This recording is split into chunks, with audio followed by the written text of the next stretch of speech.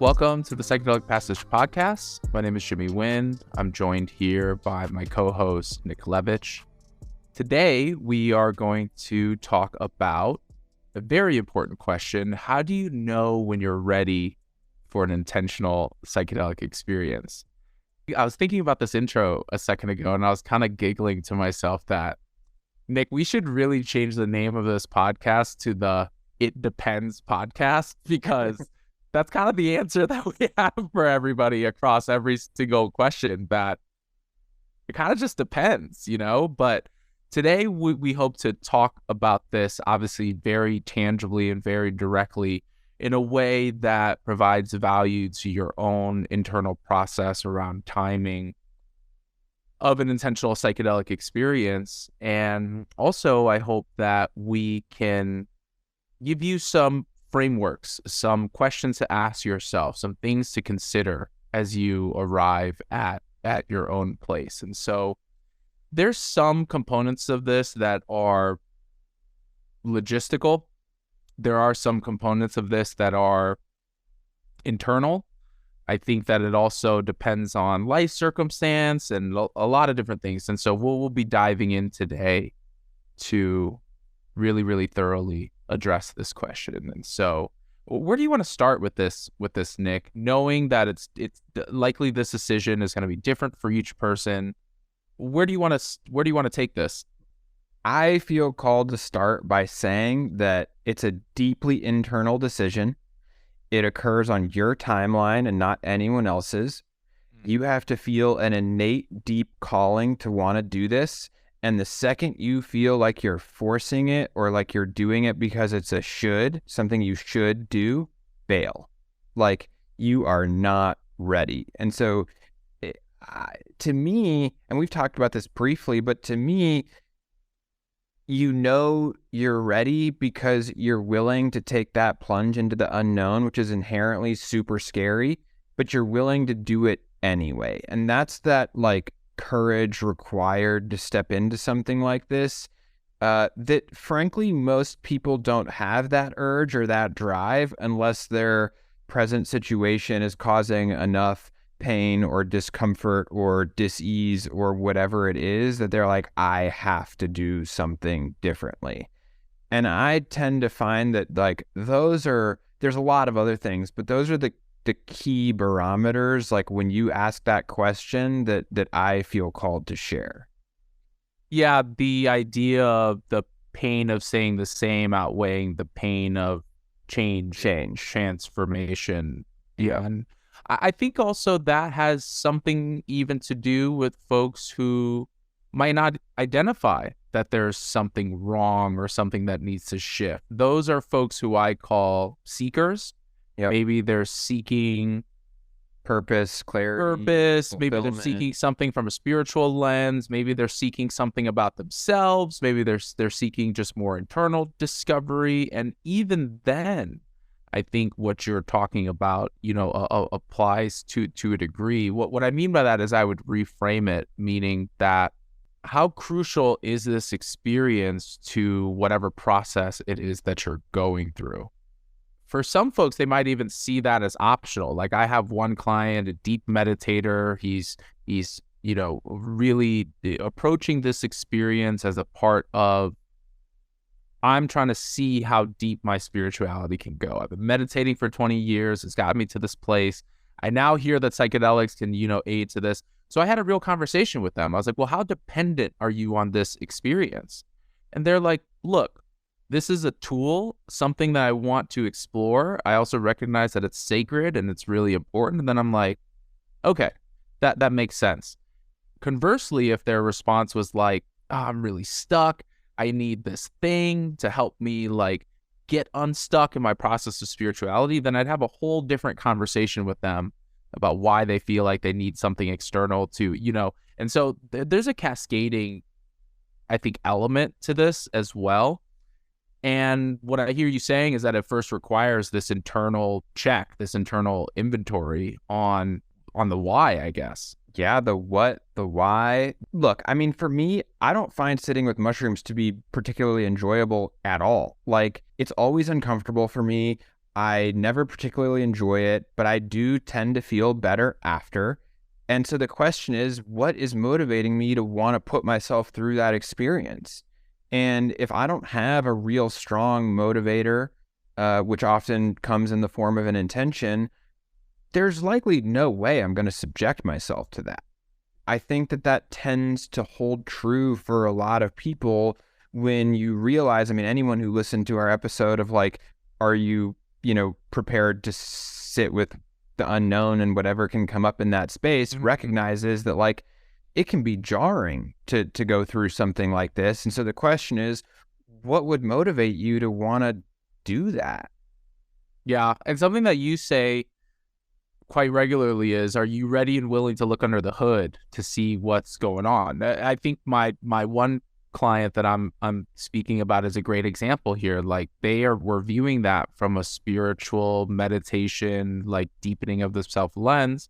And then I asked the question, I was like, well, what happens if a trauma you're not aware of unearths? What happens if you go through a grief process? Are you also available and capable within yourself to navigate that? And so I think that really depends.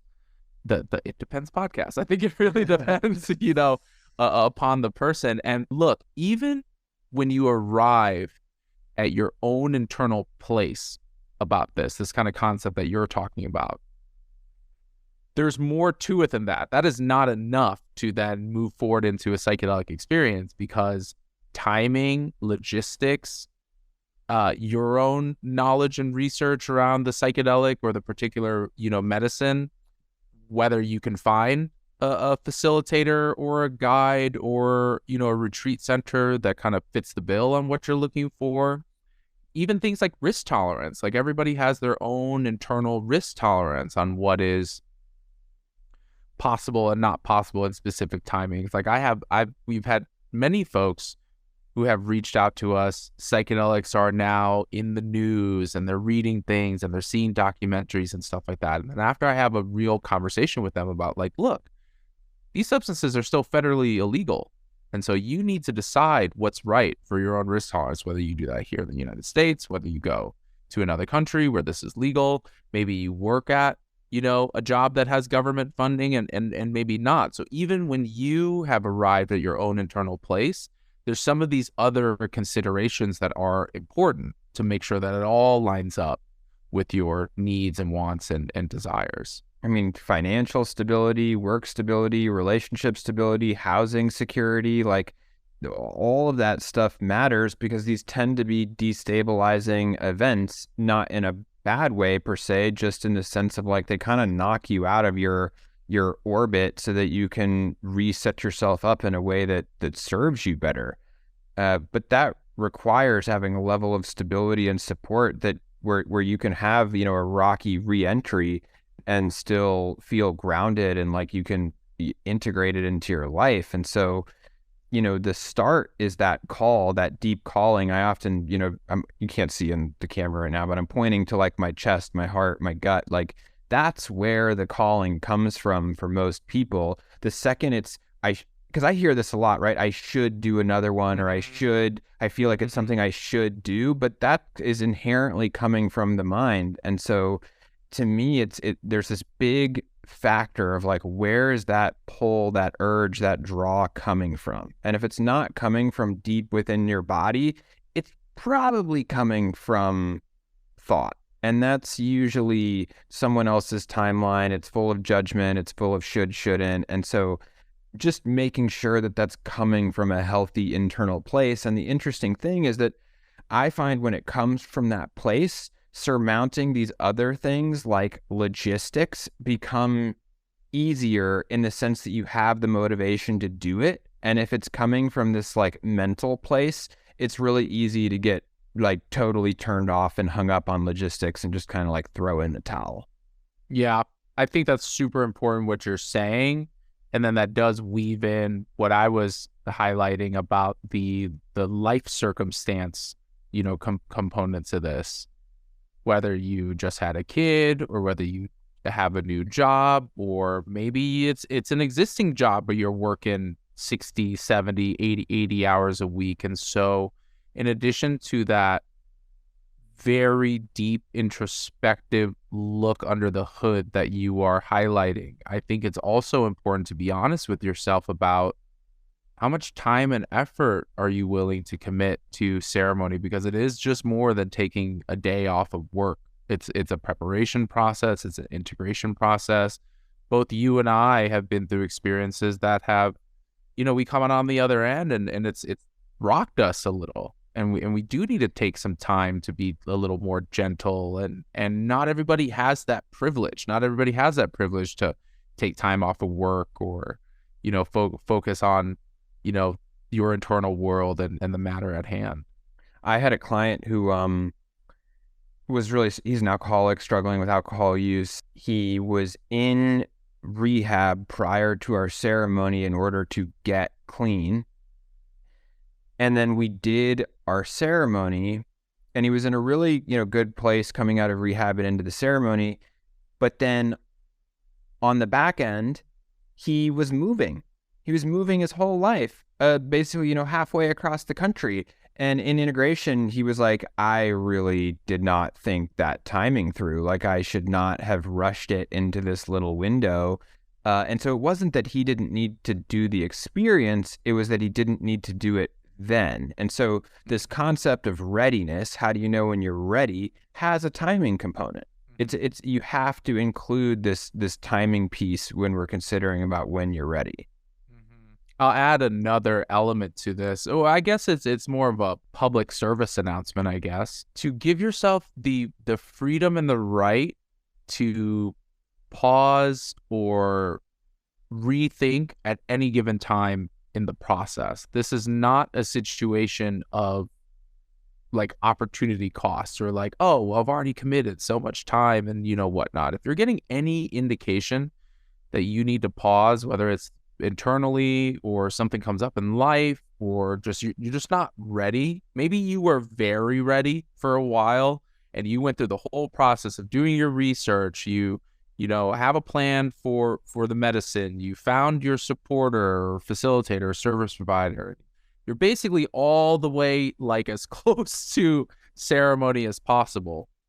And then something happens in life. Something internally comes up for you. Something doesn't feel intuitively right about timing or the facilitator or any of that. I really, really urge folks to give themselves the permission to pause and to take a look at what's going on, because I've seen people back up or back out of this experience at every single stage, with the caveat being you can't do that on the day of ceremony. I mean, you can. Up until before you commune with the medicine. Yeah, exactly. When that's you commune with the medicine. You're on the chartered flight is taking off. Yeah, and there is not an eject button. Yeah. So you're on the ride.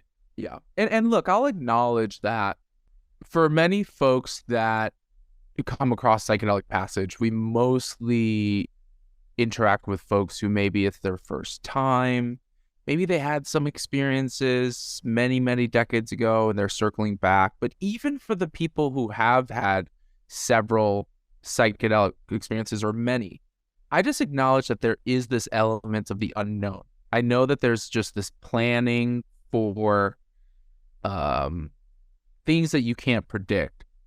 Going along with this analogy of it depends, I also thought of something pretty good. Hear me out here. So you know how there's a book for people who are about to have kids? It's What to Expect When You're Expecting. I was thinking there could be a psychedelic version of that, which is how to plan for the unexpected within psychedelic experiences. So look, I just acknowledge that regardless of how experienced you are with psychedelics, you are planning for something that just baked into it has this element of this unknown and that too. And so I'm not saying that you should only move forward in a psychedelic experience if you have all the parameters and all the things dialed in and everything, because there's a balance here. Too much control, too much rigidity over that can remove this possibility for the mystery, this possibility for the unknown, where it's actually that is a really important component of psychedelic processes. What is really the most salient thing to me is going back to a lot of the principles that you and I talk about, which is the empowerment of the journeyer to know that you have the freedom and the right to explore this in whatever way makes sense for you, and to have whoever you want to have around you while you're doing that. Like, it took me probably a year and a half to commit to doing ayahuasca, and then it probably took an additional like year and a half for me to actually do it. And so we're talking about a 3-year process for somebody in my shoes who probably at the time had easily had, I don't know, almost triple digits of psychedelic experiences, leading up to there. And so just to contextualize that this is not about your savviness or how many trips you've had and, stuff like that. I think even for folks who have a lot of history and experience with psychedelics, everything that we're talking about applies to them too. Yeah, so I mean, we're highlighting several things that are required to know when you're ready. So if you think about it like a checklist, right? There's this deep calling from within your being. There's a readiness, a willing, and ability to look under the hood. There's a certain level of research required that goes along with informed consent, just like understanding what you're stepping into. There's your own personal risk tolerance needs to match up because these substances do have risks, every single one of them. There's also this support and stability piece. What does your life look like? What does your support system look like? There's finding the right supporters professionally if you intend to journey with a guide or a facilitator. There's a whole screening process. There's a mental, emotional, and physical health check that needs to be done in order to know that you're ready. That's a lot of steps. That's a lot of things that need to be considered and aligned in order for at least for me to say like, oh yeah, I'm ready, or potentially you're ready. Yeah, and look, we're in a dynamic world, so somebody can go through that entire process, and let's say in the screening with their facilitator, they find out that there's, I don't know, a medical condition or something that precludes them from moving forward.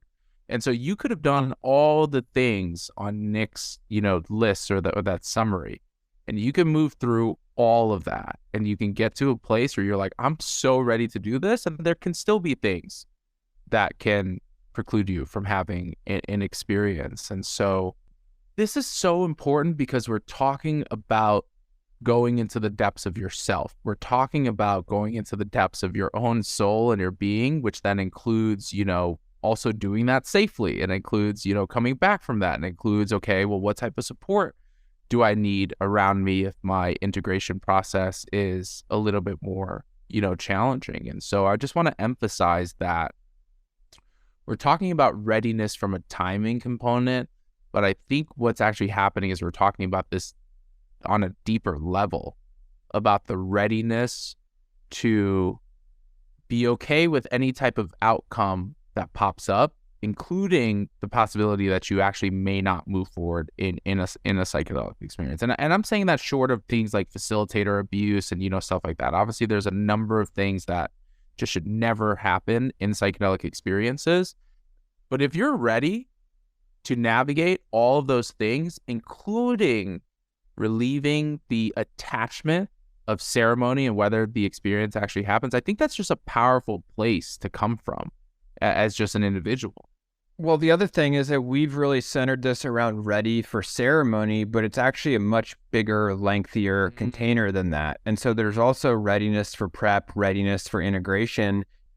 A lot of times we can feel ready for ceremony, which is just a day, but we don't acknowledge that we don't have the time, space, or energy to spend 2 to 4 weeks after really integrating because we have a cross-country move or a wedding or we're expecting a child or any of these other things. And so it's actually, I think, important to zoom out a bit more beyond just the ceremony itself. Like it starts there as far as some of these considerations, but then it also extends before and after that ceremony. What's interesting, as you were talking, what what comes up for me is that this is so overlooked in microdosing because it's the same principles here. And when I find a lot of folks who approach microdosing is obviously a somewhat different than large dose experiences because, you can start and stop without a lot of, negative side effects.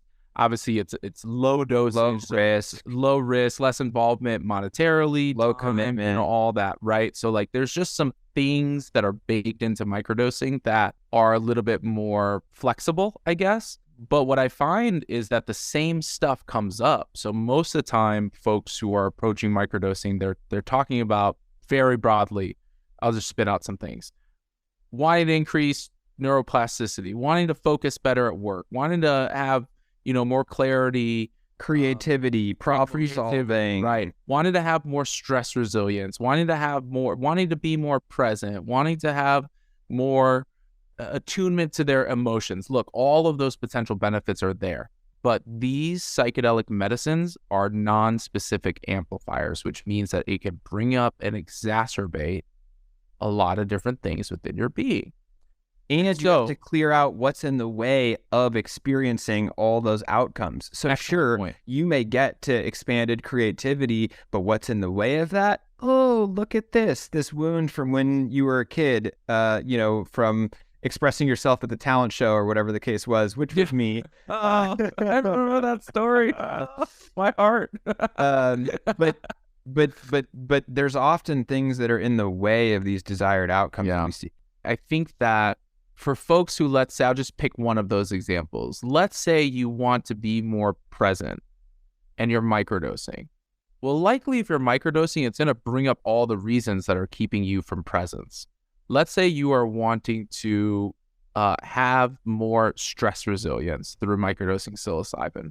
Well, likely that's going to bring up all the reasons on your relationship with stress and your triggers and what's like coming up. And so I very often have clients who start microdosing. They're so focused on just the benefits and they're so focused on that.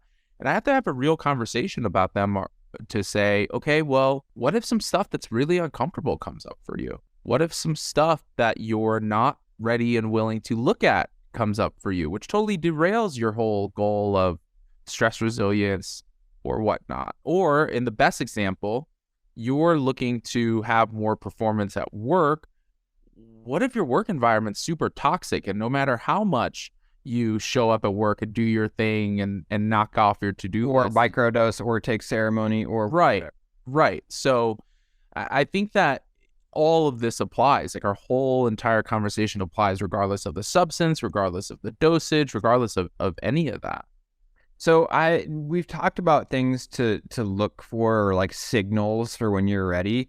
Maybe we just spend a couple of minutes talking about like red flags or like signals that you're not ready, so that there's kind of the opposite side here. And so two things that come up for me, which I've mentioned but are worth re-highlighting, is forcing it and rushing it. That is like the second I hear or feel that energy, I am very quick to like pump the brakes and figure out what's going on here. Oh, I only have this tiny little window, and if I don't get it in here, I can never do it again. Or my friend did this, so I feel like I need to do it, but I don't even really know what I'm stepping into. Like those kinds of things, like that is not a sign of readiness for me.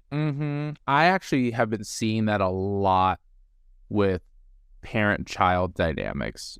Son or daughter or whatnot is an adult, but the parent, let's say, wants them to go through this experience, whether they're dealing with an addiction or some type of disruptive habit, pattern, behavior. It's this idea that somebody else is influencing your own internal decision about moving through psychedelics, which is the other thing that I would want to add, that any time that you are reliant on external forces for your own healing process, that is a red flag to me, regardless of whether it's a parent, spouse, a friend influencing you, or if that is you personally relying on psychedelic medicine or some substance or whatever to come in and do the work for you. Doesn't matter if you view it as a cure-all or a magic bullet, or if you're just viewing this as a really, really powerful tool.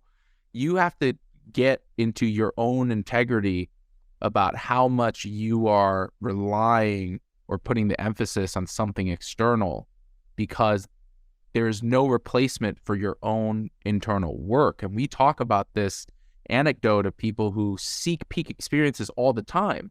In those peak experiences, they feel like everything's connected, all their problems are solved, all of that stuff.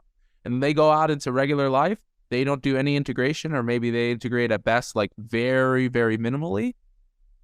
Guess what? 3 to 6 months later, they're dealing with the same stuff. Yeah, nothing to show for it. Same things that come up. Yeah. Other red flags for me are like, I call it the Hail Mary. Like, if this doesn't work, like there's no hope for me, because that does a number of different things that are perhaps even more destabilizing on the back end. And so certain states of despair, if expectations aren't tempered, just straight up instability in day-to-day life, like those are red flags that signal a lack of readiness, a lack of appropriate timing to be able to move forward to something like this. Yeah, I'm encapsulating something that you said in my own words, which is, how attached are you to the outcome?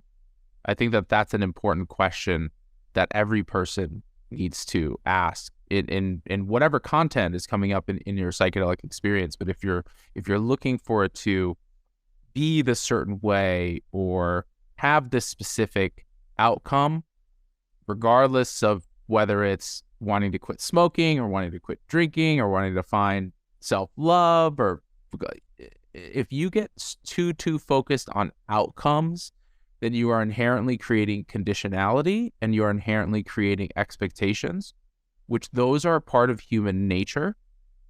We're just predicting machines trying to, have homeostasis and stability and survive, but it can also be counterintuitive or counterproductive to any work at hand that can come up in psychedelic experiences. Yep. Other red flags are people who just like don't have the base level of information or education required to even make an informed decision. Mm-hmm. So it's like hey, someone told me I should do this, but I don't even really know what it is. Okay, rewind. Like, you should probably go do your own due diligence here to decide if it's what you want to do. And so that's another one that I've seen, and I'm very, cautious around. I see another dynamic too, where folks have done, all of these internal steps that you're highlighting, and then they also then are hard pressed in, let's say, finding the medicine or finding the right person or finding the right facilitator. And I also, for those folks, feel like they put a lot of pressure on themselves. So like, I've done all this work, I've done all this research, I've read all this stuff, I'm internally ready, I'm inherently ready, and I can't find a facilitator, or I can't afford going on this international retreat. And I think that those intangibles are also important. It's also important. There is a reason why around timing on whether you have the access to move forward into this experience, or not. I'm not saying that those reasons are always altruistic. I'm just saying that there's barriers in like implementation here. And so for many folks, the moment that you put some timing of pressure or pressure of timing onto this, you're setting yourself up for some cognitive dissonance here. And so when we're talking about psychedelic experiences, we're talking about surrendering how it should look and how it should be. Of course, you want to have a plan. Of course, you want to have safety at the top of your mind. But then the whole part of navigating the psychedelic experience is this sizing up, this constant comparison on, it should be this way and this timing and look this way and have this content, and I should have a union with God, or I should have the ability to release this thing, and all of those concepts that we talk about, it applies here in this conversation too. Yeah. Any other red flags that come to mind for you? Well, I think your list is pretty thorough, so I do appreciate that. I think the main thing that I want to express to folks is that if it's not feeling like 100% fuck yes for you, full body yes, like full body yes, being. And look, it's okay to have some anticipation. It's okay to have some nervousness. It's okay. Like, those are signs that's healthy, that your nervous system is like, okay, something's about to happen here. And so that's not what we're talking about. But if there's like doubt or unsurety or some internal conflict that you're identifying, I really, really hope that you take some time to sit with that and take some time. And it doesn't mean no. It just means maybe not now, or maybe there's something else that hasn't been addressed here. And so that's this readiness piece. It doesn't mean you can't ever do this. It just means maybe now's not the right time. And I think it's just the last thing that I want to highlight here is that a lot of people get stuck in this mindset of like, if I don't do it now, I'll never be able to do it, or it's going to be too late. I'll have done too much damage or too much whatever. It does not work that way. We have unlimited number of chances to right the ship, and you're actually going to increase your odds of doing so if you do it in the right timing that's unique to you and your situation, as opposed to forcing it on this arbitrary timeline. That's that all or nothing mentality that you've been highlighting that can be actually quite damaging. And I think that even applies for folks who have a medical condition that, excludes them from having a psychedelic experience. Maybe it's not a large dose experience. Maybe you do only have the option of microdosing right now. I found that microdosing has just as much effect if you look upon a longer timeline, has just as much effect as, large dose peak experiences. And so I hope that this has been helpful for folks to listen to Nick and I rant a little bit about this really, really important topic. And thank you for listening to this episode. That wraps it up for us today.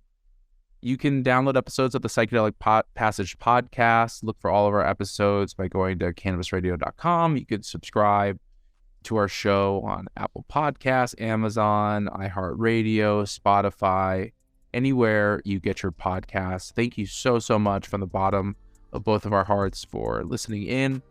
Thank you so much to our community, and we look forward to seeing you next week.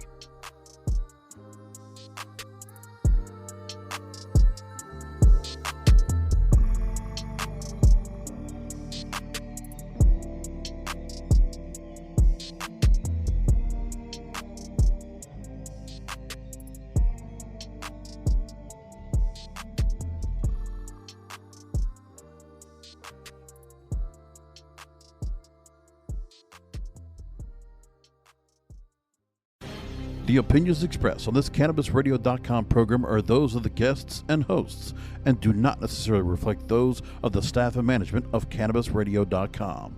Any rebroadcast, republication, or retransmission of this program without proper consent is prohibited.